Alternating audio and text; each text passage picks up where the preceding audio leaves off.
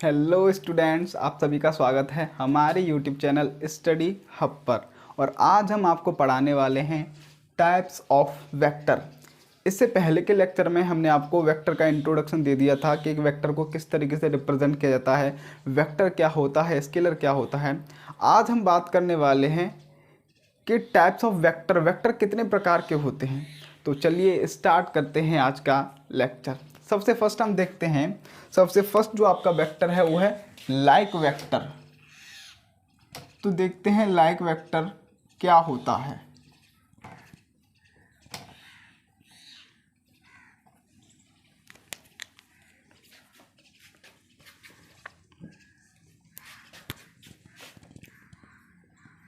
To और more than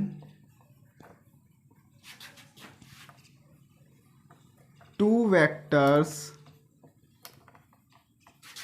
having same sense of direction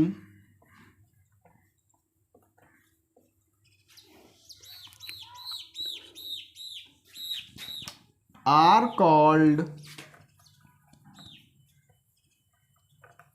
like vectors। ऐसे vectors जिनकी direction same हो, यानी कि ऐसे वेक्टर्स जिनकी सेम सेंस ऑफ डायरेक्शन हो, सेम सेंस ऑफ डायरेक्शन यानी कि डायरेक्शन सेम हो, उन वेक्टर्स को हम लाइक वेक्टर्स बोलते हैं। ठीक है, जैसे एक एग्जांपल से देखिए, मान लीजिए ये आपका कोई ऑब्जेक्ट है जो किसी फ्रिक्शनलेस सरफेस पर रखा हुआ है। मान लीजिए कोई फ्रिक्शनलेस सरफेस है, मान लीजिए कि इस पर F1 फोर्स लग रहा है, और मैंने आपको बताया था लाइन सेगमेंट पर ये जो एरो होता है वो डायरेक्शन को रिप्रेजेंट करता है। तो आप यहाँ से नोटिस कर पा रहे हैं कि इस डायरेक्शन में एक F1 फोर्स लग रहा है इस ऑब्जेक्ट पर। ठीक है, अब मान लीजिए कि एक और कोई फोर्स है, मान लो F2, मान लीजिए ये आपका कोई F2 फोर्स है। तो आप जो भी इसी ऑब्जेक्ट पर लग रहा है, तो आप यहाँ से नोटिस कर पा रहे होंगे कि ये दोनों जो फोर्स है वो सेम डायरेक्शन में लग रहे हैं। यहाँ पर इन दोनों फोर्स की डायरेक्शन सेम है, तो हम बोलेंगे कि ये दोनों फोर्स हैं वो आपके लाइक वेक्टर्स हैं। लाइक वेक्टर्स का मतलब होता है ऐसे वेक्टर्स जिनकी डायरेक्शन सेम हो। तो यहाँ पर इन दोनों वेक्टर्स की, इन दोनों फोर्स वेक्टर्स की डायरेक्शन सेम है, इसलिए हम बोलेंगे ये दोनों आपके लाइक वेक्टर्स हैं। ठीक है, अब देखिए दूसरा वेक्टर हम देखते हैं जो होता है आपका कोलिनियर वेक्टर।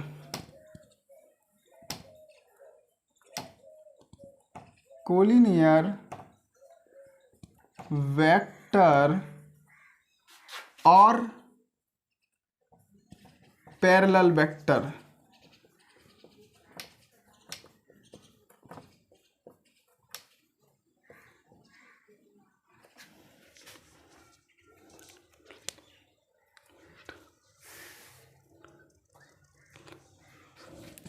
इसकी डेफिनेशन है वेक्टर्स हैविंग सेम और parallel line of action.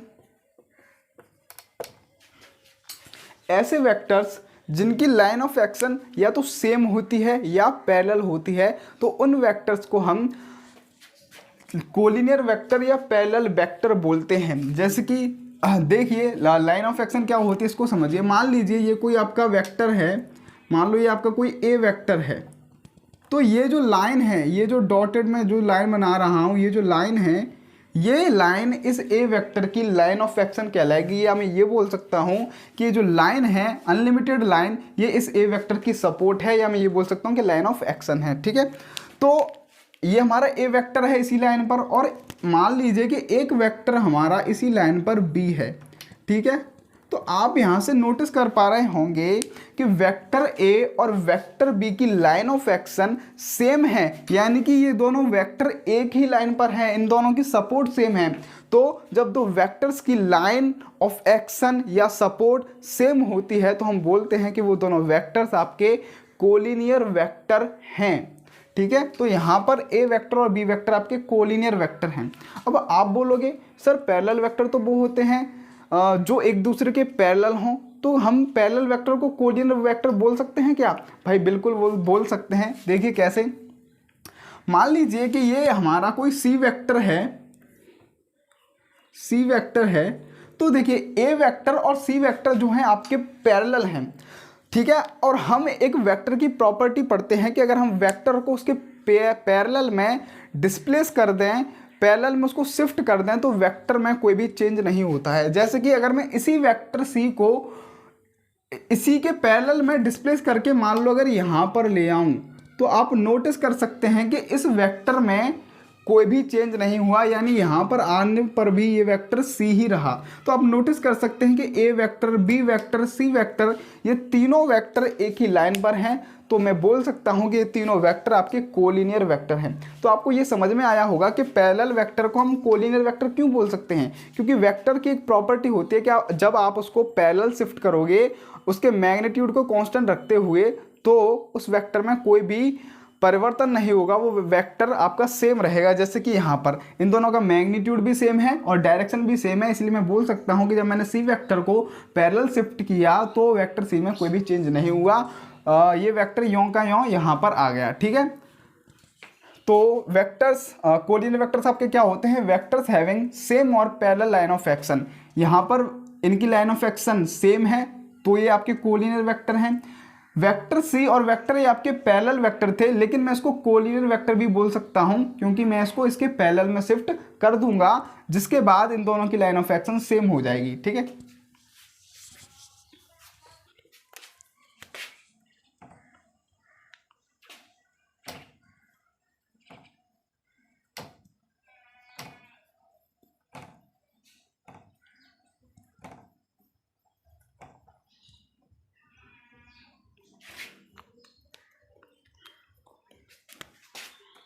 vectors are said to be coplanar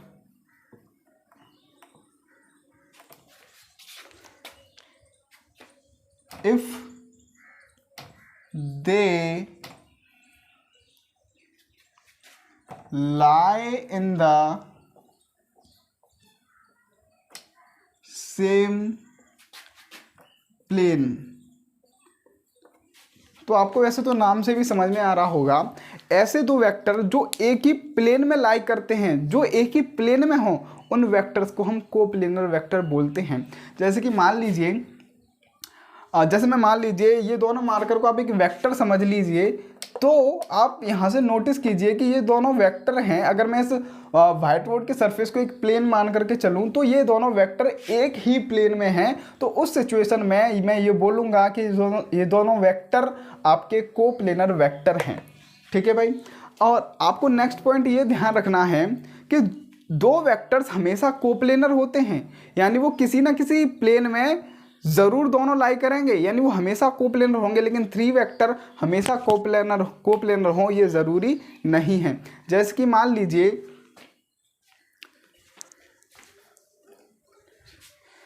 मान लीजिए ये दो वेक्टर हैं आपके, और ये आपका तीसरा वेक्टर है, ये वाला आपका तीसरा वेक्टर है। तो आप यहाँ से नोटिस कर पा रहे होंगे, ये वाला अब से नोटिस कर पा रहे होंगे कि ये वाले जो दोनों वेक्टर हैं जिनको मैंने मार्कर से बता रहा हूँ, ये दोनों तो इस व्हाइट बोर्ड वाले प्लेन में लाई कर रहे हैं, लेकिन ये जो पेन वाला वेक्टर है ये इस वाले प्लेन में लाई कर रहा है। यानी ये जो तीनों वेक्टर हैं वो एक ही प्लेन में लाई नहीं कर रहे, ये दोनों वेक्टर इस वाले प्लेन में लाई कर रहे हैं, और अगर ये वेक्टर ऐसे है तो ये इस वाले प्लेन में लाई कर रहा है। तो ये जो तीन वेक्टर हैं ये कोप्लेनर नहीं है, किसी किसी सिचुएशन में हो सकते हैं, लेकिन तीन वेक्टर हमेशा कोप्लेनर नहीं होंगे। जैसे कि अगर मान लीजिए ये वेक्टर ऐसे है, कुछ इस तरीके से मान लीजिए, कुछ ऐसे। तो आप यहाँ से नोटिस कर सकते हैं कि ये जो तीनों वेक्टर हैं वो आपके वेक्टर कोप्लेनर हैं, क्योंकि ये तीनों वेक्टर एक ही प्लेन में लाई कर रहे हैं। ठीक है, और दो वेक्टर हमेशा कोप्लेनर होते हैं। जैसे आप देखिए,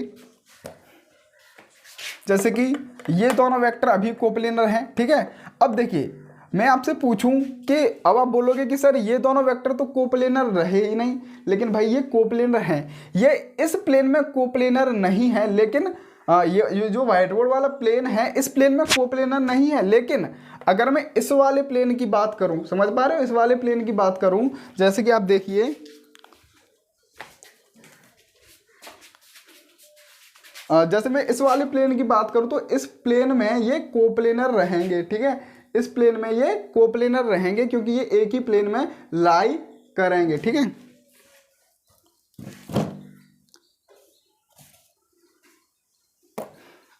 ठीक है, तो आपको कोप्लेनर वेक्टर समझ में आया होगा। अब मैं आपको बताता हूं नल वेक्टर क्या होता है।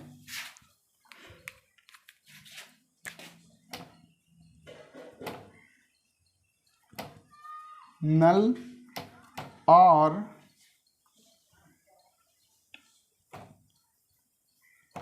Zero vector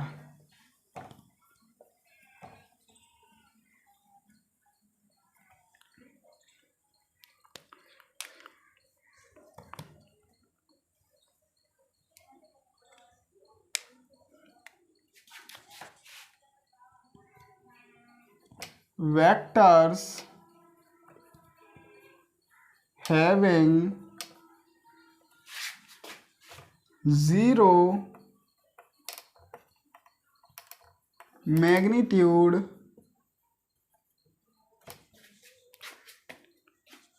are called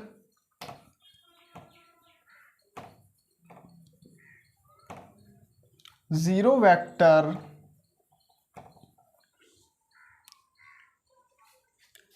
and it is denoted by O। ठीक है, यानी एक ऐसा वेक्टर जिसका मैग्नीट्यूड जीरो हो उस वेक्टर को हम नल वेक्टर या जीरो वेक्टर बोलते हैं। तो देखिए अगर मैं इसको ज्योमेट्रिकली रिप्रेजेंट करूं तो मैं इसको एक पॉइंट से रिप्रेजेंट कर सकता हूं, यानी ये एक ऐसा वेक्टर है जिसका इनिशियल पॉइंट और टर्मिनल पॉइंट सेम है। तो इस वेक्टर को हम बोलेंगे कि ये आपका नल वेक्टर है। तो और मैं इसको ओ से रिप्रेजेंट कर दे रहा हूँ। ठीक है, नल वेक्टर की जो डायरेक्शन होती है वो इनडिटर्मिनेट होती है, यानी हम उसके बारे में कुछ बोल नहीं सकते कि क्या होगी, क्योंकि उसका इनिशियल पॉइंट और टर्मिनल पॉइंट सेम है, तो हम कुछ बता ही नहीं सकते। ठीक है, तो मैं यहाँ पर लिख सकता हूँ its initial point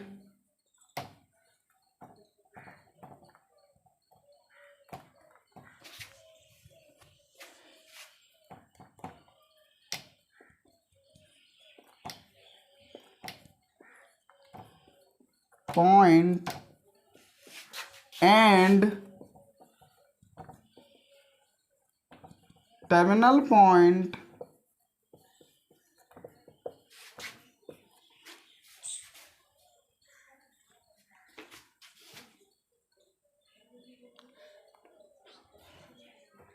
कोइंसाइड्स, यानी इसका इनिशियल पॉइंट और टर्मिनल पॉइंट कोइंसाइड कर चुके हैं, यानी एक ही पॉइंट पर आ चुके हैं। तो इस वेक्टर को हम क्या बोलेंगे, नल वेक्टर। इसका आपको एक पॉइंट ध्यान रखना है। ठीक है, जैसे कि अगर मैं बात करूं यानी अगर कोई ऑब्जेक्ट रेस्ट में रखा हुआ है तो मैं उसकी वेलोसिटी को कैसे बताऊंगा, मैं यही तो बोलूंगा कि उसकी वेलोसिटी जीरो है। तो क्योंकि वेलोसिटी एक वेक्टर होती है और उसका मैग्नीट्यूड जीरो है, तो यहाँ पर जीरो वेक्टर आ गया कि नहीं। तो ये जीरो वेक्टर का यूज़ है कि जीरो वेक्टर की आवश्यकता हमें क्यों पड़ी। ठीक है, जैसे एक और सिचुएशन ये है कि देखिए अगर मान लो ये हमारा कोई ऑब्जेक्ट है जिसका मास मान लीजिए m है, अगर मान लो F फोर्स इस डायरेक्शन में लगा और F फोर्स ही इस ऑब्जेक्ट पर इस डायरेक्शन में लगा, तो मैं आपसे पूछूं कि बताइए इस ऑब्जेक्ट पर नेट फोर्स कितना लगा। तो आप बोलोगे इस ऑब्जेक्ट पर जो नेट फोर्स लगा वो है आपका जीरो। आपने कैसे निकाला, F minus F minus F. ठीक है, तो यहाँ पर आप देखिए फोर्स जो है वो एक वेक्टर क्वांटिटी होती है, तो जब मैंने वेक्टर से वेक्टर को घटाया तो मुझे एक वेक्टर ही तो मिला होगा, यानी ये जो जीरो है वो क्या है, आपका एक वेक्टर है। तो आप समझ पा रहे होंगे कि जीरो को हम वेक्टर क्यों बोलते हैं। ठीक है, अब हम देखते हैं अगला vector.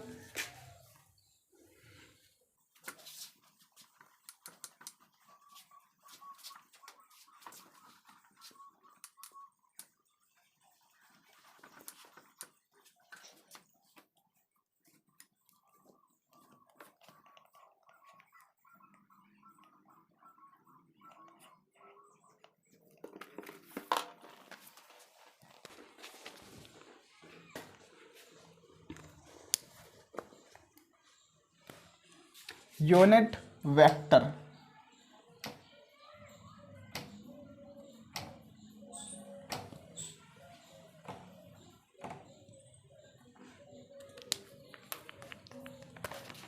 A vector that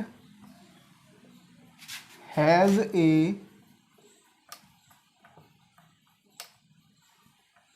magnitude of 1, it is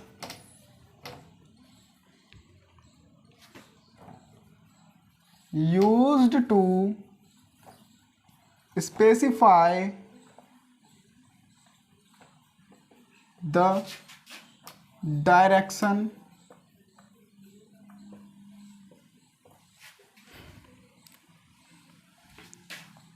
only, so it is also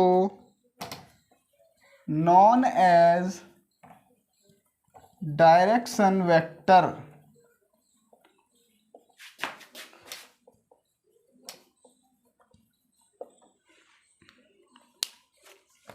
देखिए, एक ऐसा वेक्टर जिसका मैग्नीट्यूड 1 हो और जिसका यूज केवल डायरेक्शन को बताना हो, उस वेक्टर को हम यूनिट वेक्टर बोलते हैं।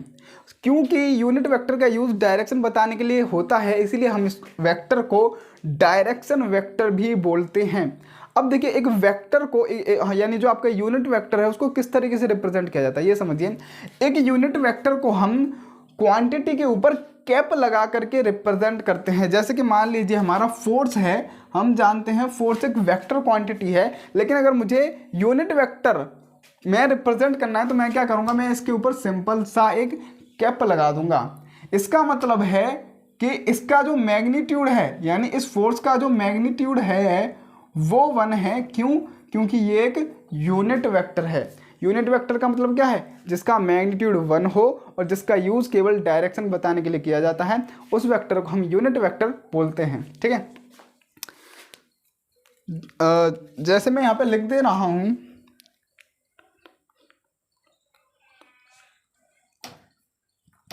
ए unit vector is represented by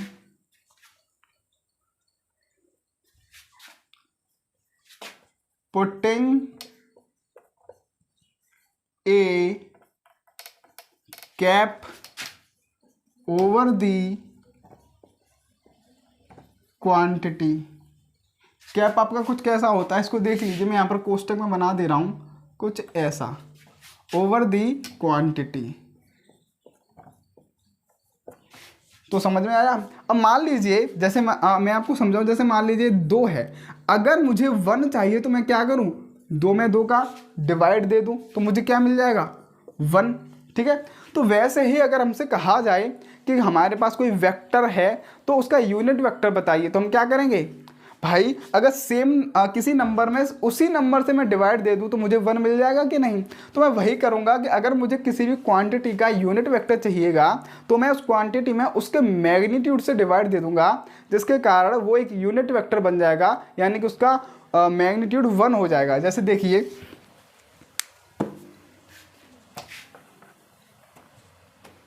जैसे देखिए हमारे पास कोई ये ए वेक्टर है, तो अब मैं क्या करूं, इसमें इसके मैग्नीट्यूड से मैं डिवाइड दे दूं तो हमें एक यूनिट वेक्टर मिल जाएगा।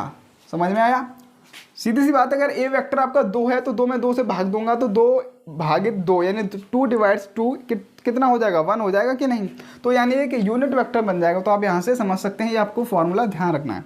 जैसे आप देखिए मैं यहाँ से ऐसे भी लिख सकता हूँ कि जो आपका ए वेक्टर है वो बराबर होता है magnitude of A and unit vector of A. तो आप यहाँ से नोटिस भी कर सकते हैं कि हमने आपको ये पहले ही बताया था कि जब हम किसी वेक्टर को लिखते हैं तो हम उसका मैग्नीट्यूड लिखते हैं और डायरेक्शन को लिखते हैं। समझ में आया? वेक्टर का मतलब ही यही होता है कि जिसका मैग्नीट्यूड होगा और जिसकी डायरेक्शन होगी। तो आप यहाँ से ये चीज़ नोटिस भी कर सकते हैं। आगे के जो वेक्टर्स हैं वो हम आपको अगले लेक्चर में बताएंगे। अगर आपको वीडियो अच्छी लगे तो वीडियो को लाइक करें, शेयर करें और चैनल को सब्सक्राइब ज़रूर करें भाई।